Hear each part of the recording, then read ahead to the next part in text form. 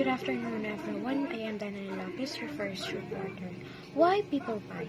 When it comes to making purchases, we tend to be driven by the three things that causes us to part with our hard-earned money. These are the three main answers to the questions of why people buy. In sales, it's important that we understand why people buy and what influences their decision, as this can help us to sell products and services to customers based on their reason for buying. There are three reasons why people buy. The first reason why people buy is needs. Those are the purchases that we make that there is no getting away from it, to the point where we tend to protect a part of our salary to cover these purchases. For example, is the need for food, clothing, and other essentials to survive, stay healthy, and do what we need to do. The second reason why people buy is want. These are the purchases that we spend our excess cash on, the things that we desire or think will improve the quality of our life. For example, we don't need a TV, we don't need fluffy cushion, coffee chairs, huge beds, or an excessive clothes. We want these things because we like them. We want these things because we think that our lives and levels of comfort and increase by having them. The third reason why people buy is known as dominant buying motive. This type of purchase is fully driven by influence and emotion.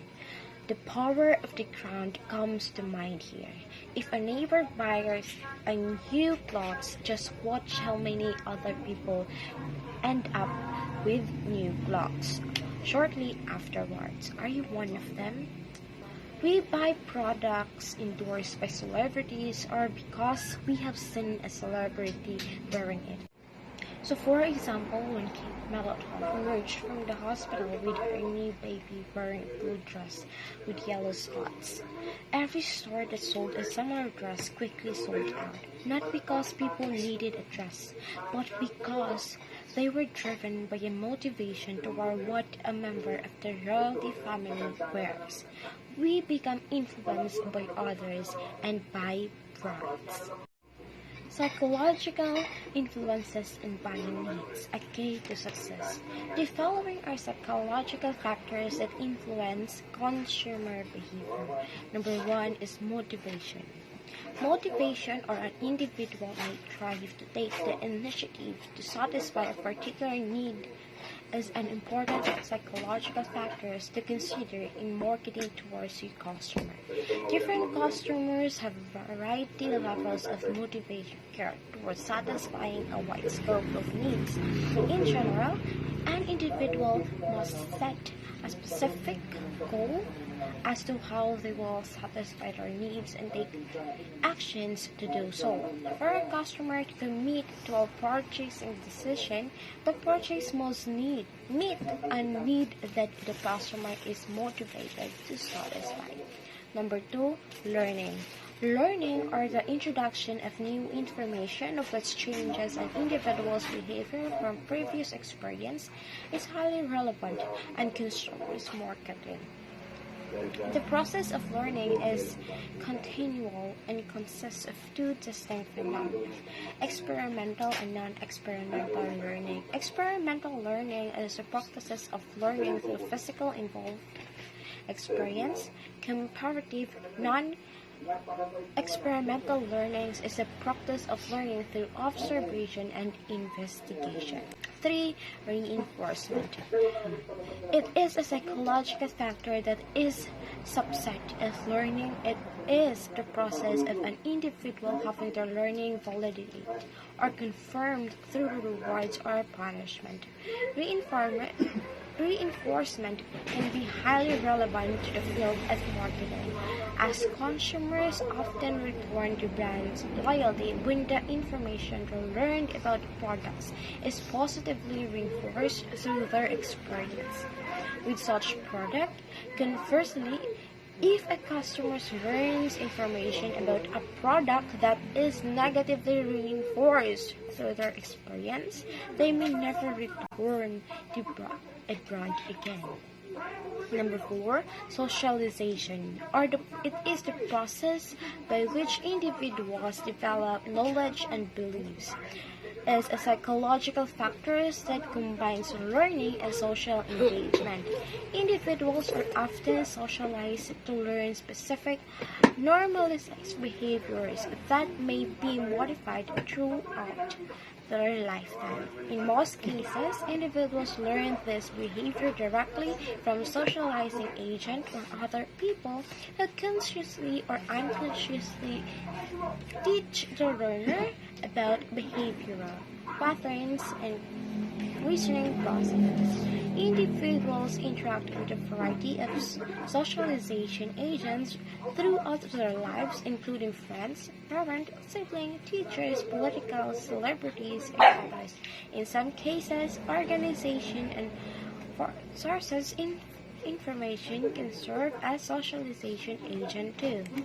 Number five, modeling.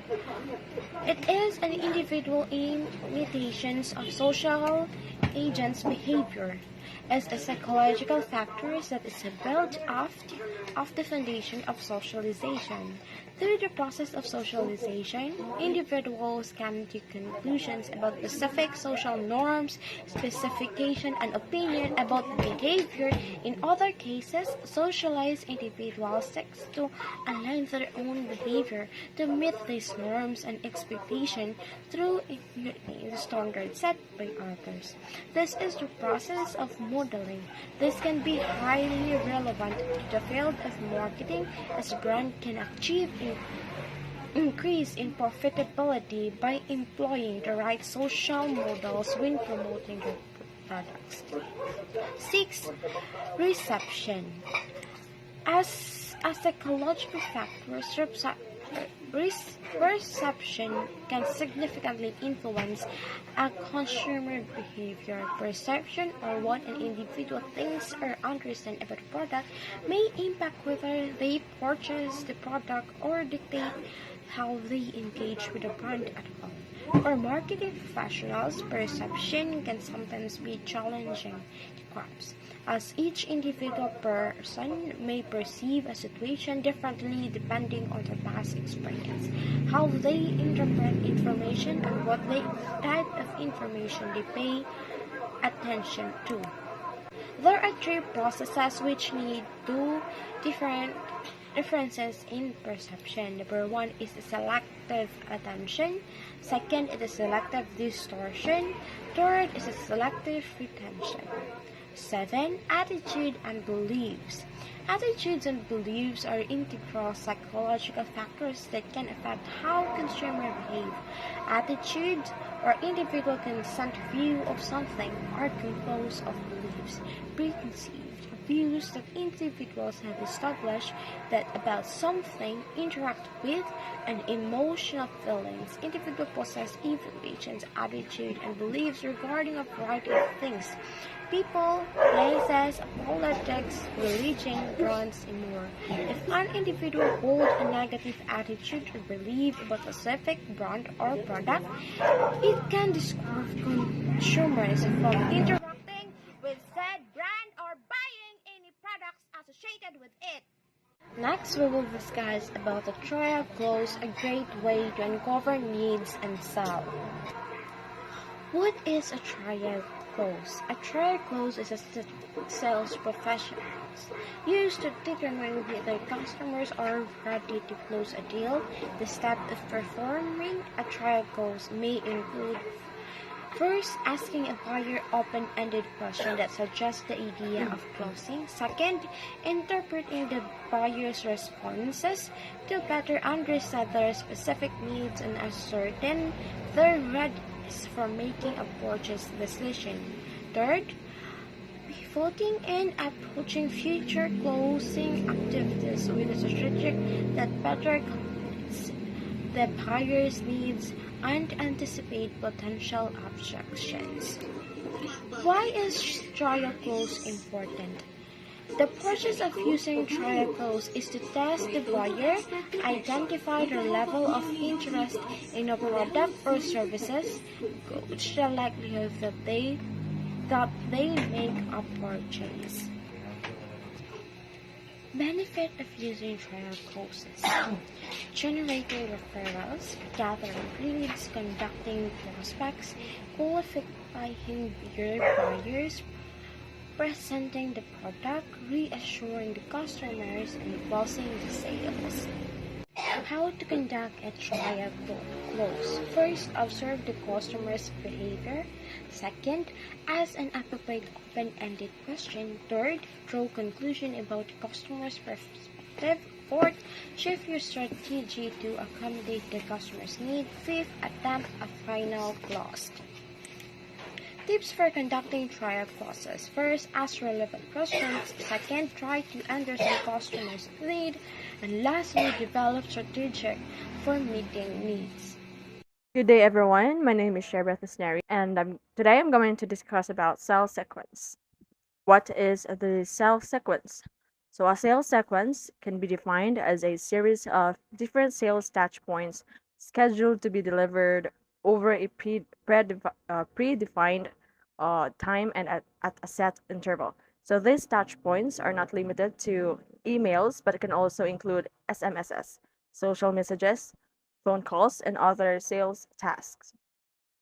So sales sequence stands for show feature, which is physical characteristics. Second is explain advantage, performing characteristic. The first L stands for lead into benefit, which is result of advantage. And the last L is let customer talk, ask opinion question. Your buyer's perception, attitudes, and beliefs. So perception how buyers select, organizes, interprets information. So information is received through senses, act as filtering devices. Like first is sight, second is hearing, third is touch, fourth is taste, and last one is smell. Your buyer's perception. Selective exposure, only portion of information used. Second is selective distortion, which is perceptual process may alter information to reinforce one's beliefs.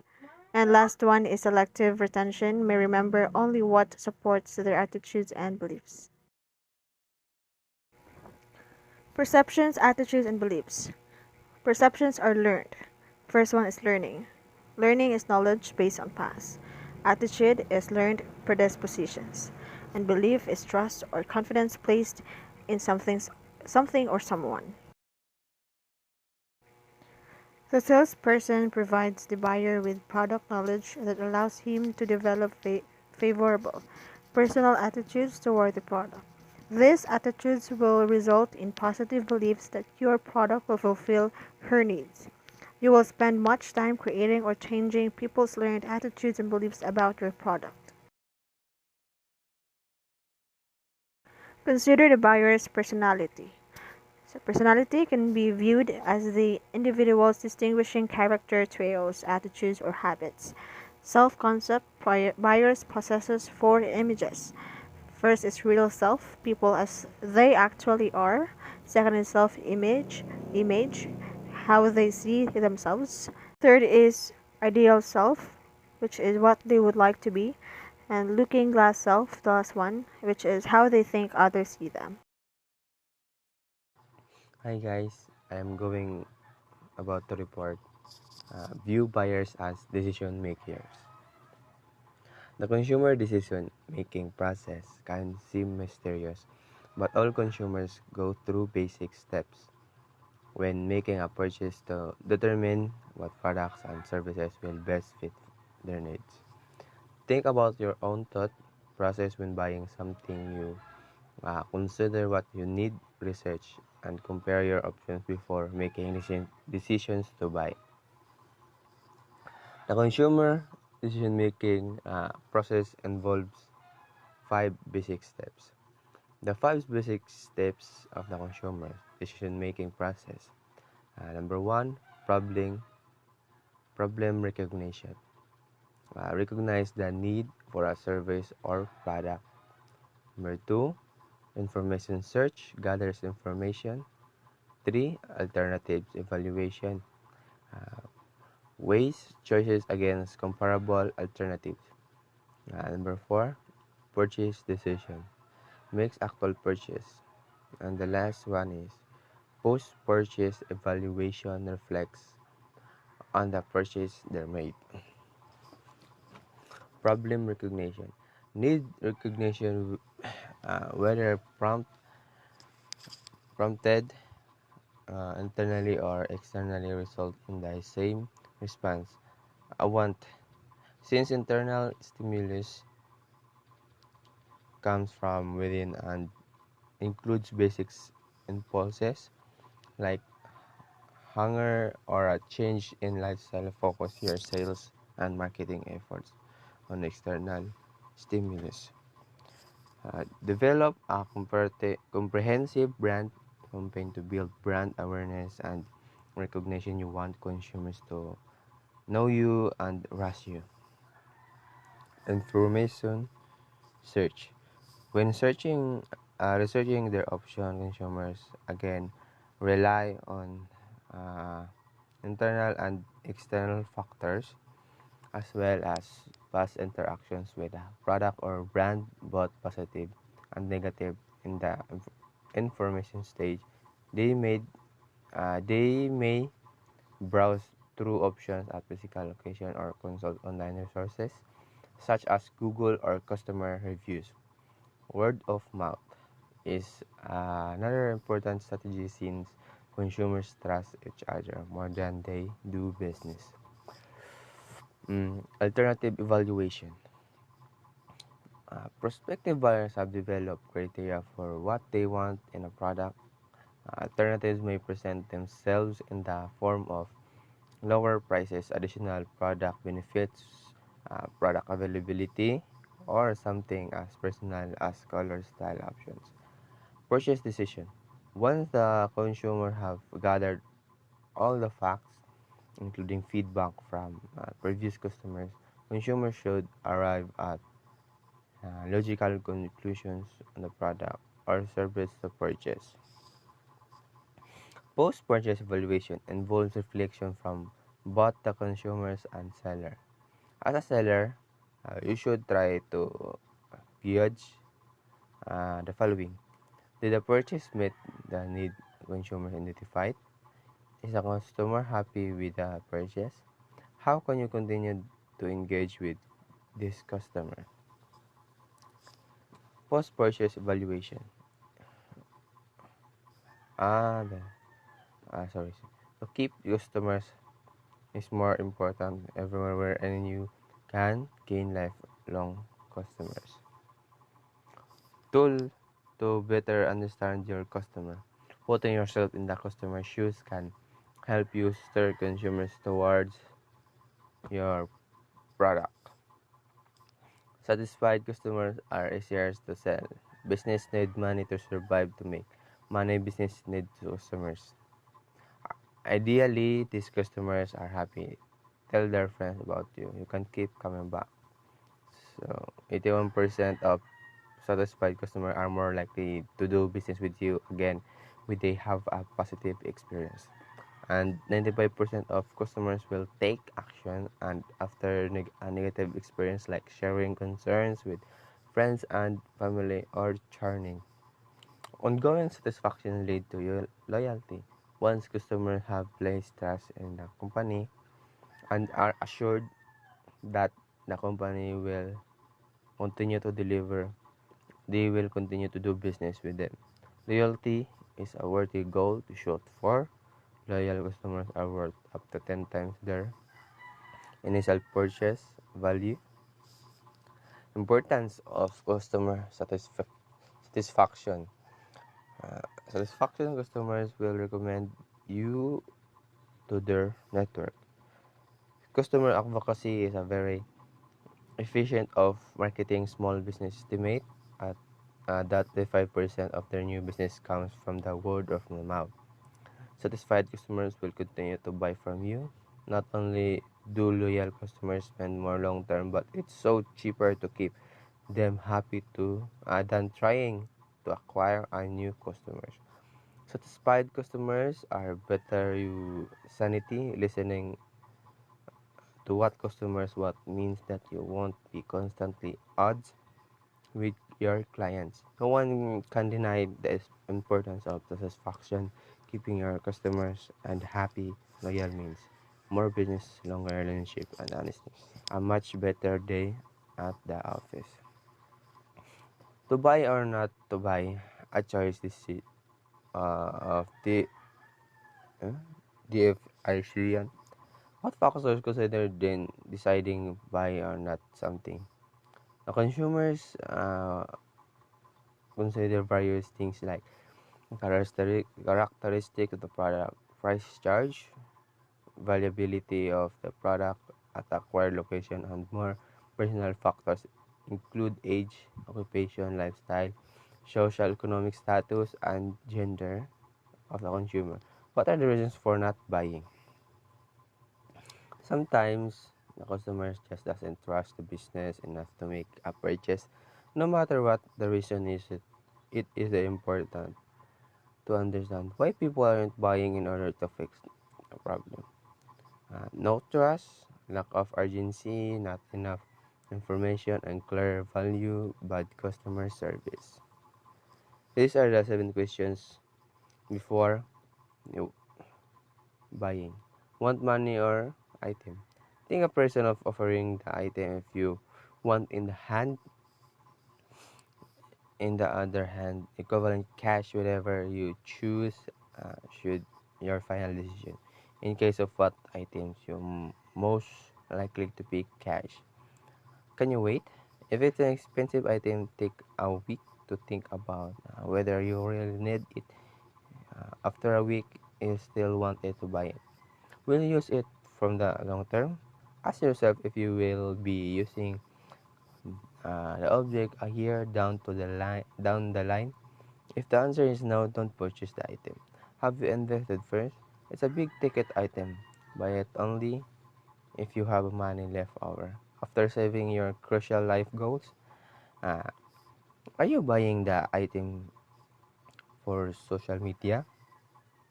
Ask yourself this question. Would you spend on this item if you didn't have to post it on Facebook or Instagram to let the world know you have it? If the answer is no, junk it.